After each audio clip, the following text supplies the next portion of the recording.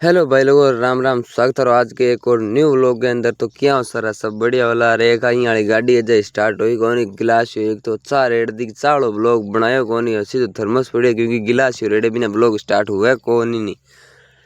अन गिलास रेड रे एक पास हो गया जो गाड़ी धीरे धीरे सलब चक्का है। सलब चक्का यहाँ पड़ी गाड़ी सलब चक्के आगे सीधी बाजरी मायने आई वाली भी आ गई। रोकेट इन्हें के करे मैं अड्डी को भारी चकाने में भारी चका दे घर के नेड़ो लागू मैं तो के लुक तो फिर बाजरी घुमा बठो गाड़ी बजान सीधी घर आ गई। घर आऊं तो ये मामू भाणजो गबर सिंह बबर सिंह नींद करवा न देख भैया मेरे नींद लेने को जी कर गयो। इतने मैं आज चाह बनेडी मैं चाह घुरा दी आज भैया खा चलो गिलास मिलियो चाह पीने इन्हें चल पंखो हवा हवा नींद को जी तो करे चाह पी नींद ने टपा दी आज पासा बाज डिजाइन आ गया। दिन में सो गया और लोग बनाए को नहीं। अब रोटी राटी जीव लिया और आंधी आने लग रही है पंखो चल अजू लाइट है। तो आज लोग हटी एंड करा मिला काल लोग में। तब तक के लिए धन्यवाद। मजा करो।